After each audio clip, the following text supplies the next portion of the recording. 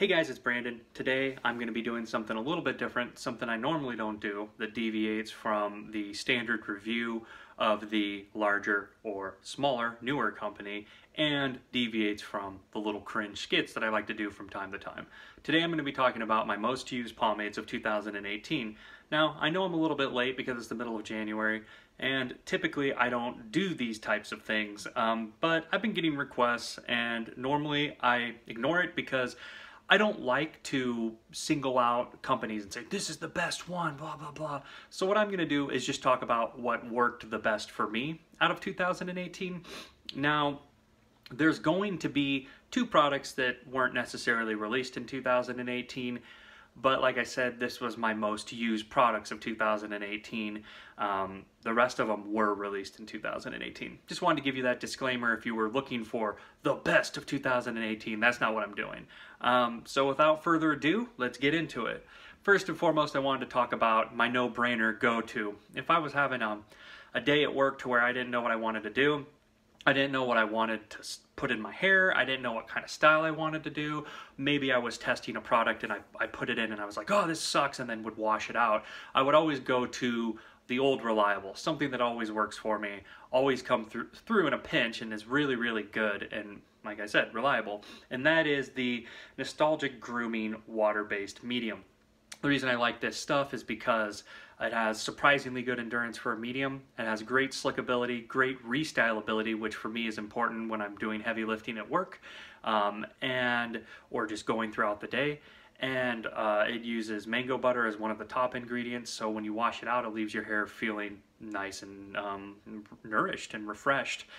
You could also add this on top of oil-based buildup, and it would really help soften up your hair and just bring an overall good feeling to your hair. For me, it's easy to style. I can always get what I want with my hair after applying, probably within 30 seconds, and I can just go. And like I said, it doesn't have the perfect endurance for a super hot day, but for me, it's easy to restyle, and that's why Nostalgic Grooming Medium is just my old reliable, something that I can always go to if I don't know what I want to use. Second up, I wanted to talk about, for me, what I thought the best heavy unorthodox water base was. Now, this was something that I wanted to use if I didn't, because I stray away from oil-based nowadays. When I was working, at least in the really, really hot sun, I sweat a lot, like a lot. And if I was sweating oil into my face, I would just break out.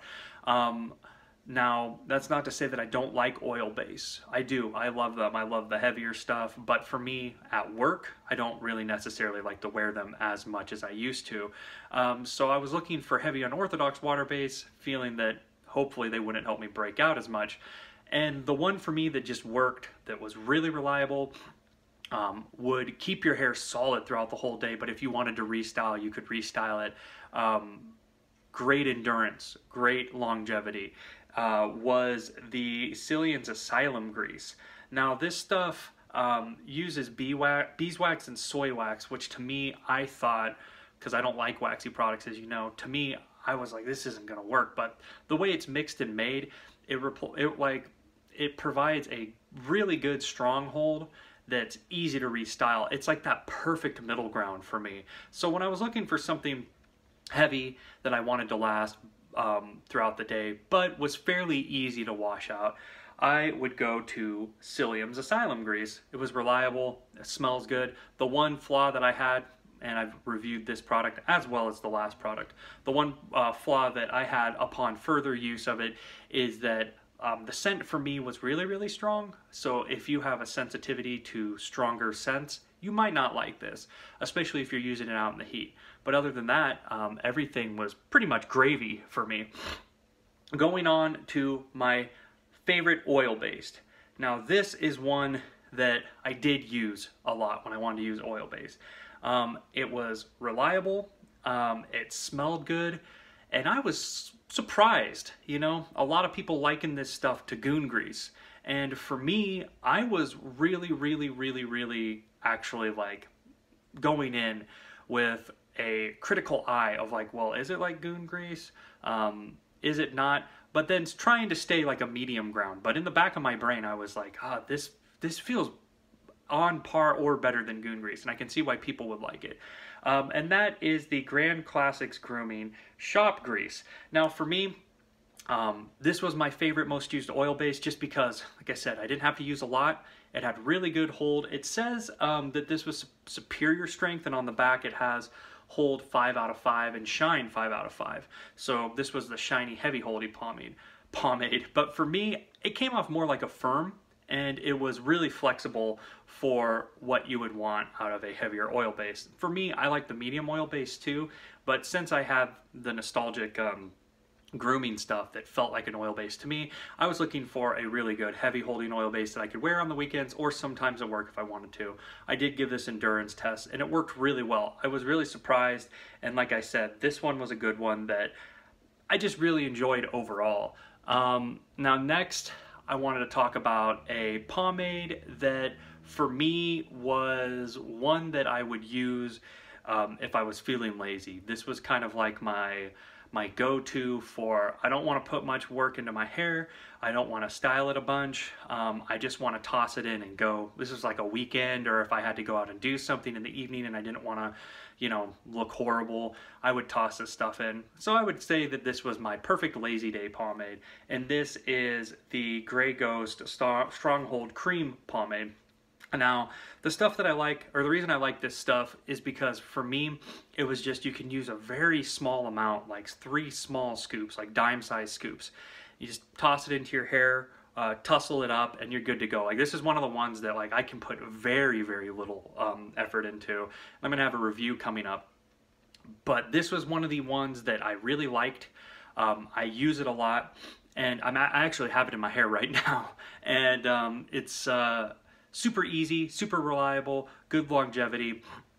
And for me, it's just one of those ones that it's easy to use and easy to wash out. So like if I just wanted to put it in real quick and then go and then just tussle my hair and do whatever and then just come back and wash it out, I could. So, and because you're not using a lot, basically for me, this is a no-brainer for like the lazy hair day type stuff. You're not using a lot of it and it's easy to use. So this is kind of my go-to lazy day pomade, in a rush pomade. I wouldn't necessarily wear it at work, although it does have good endurance if you have a desk job, but it's just like an on-the-go quick one. Also good for dates too. The next pomade I wanted to talk about was, I felt like, the best limited and probably my most favorite product of the year. So if I had to put a crown on my most favorite, most like the king of 2018 for me, I would say that it is the First Hands Summer Pomade. Now what makes this stuff unique is that this stuff is a mix between the First Hands pomade and then their styling clay stuff that they had. He mixed it together in a manner that adds really good tact, stays really sticky, but is easy to restyle. I didn't do a review on this, but I can say that to me, this is one of the best pomades I've ever used. If you missed out on this, there is rumors going around that it might come back, you know, this following summer or maybe earlier than that. So just reach out to First Hand Supply and ask them about it. But it was just, to me, the perfect combination of hold, restylability, tackiness. Like you could use it like a clay, but you could also use it like a pomade. Like I had a friend that used it to spike up her hair like a mohawk, and then I used it to do a pompadour, and we hiked up a mountain and it worked fine. Like for both of us the whole way. It was just in the heat.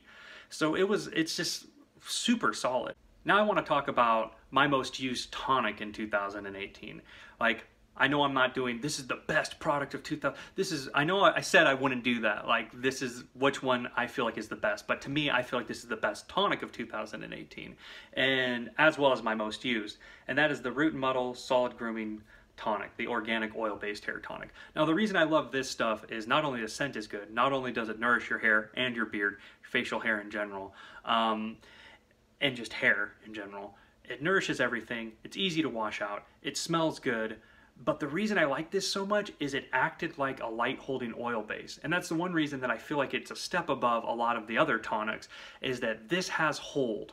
A lot of the other tonics, have like stickiness or slickness, but they don't have a hold to them. And this has some solid hold for what it is. And I was super surprised by it. And I really like it because of that. So whenever I wanted to add a tonic, or whether it's before bed, or if I was just going out and I wanted to nourish my hair, I would always go to the Root and Muddle Solid Grooming Tonic. Like I said, I'm not out to say like what's the best product of 2018, what are the best things, although I just did with my last one.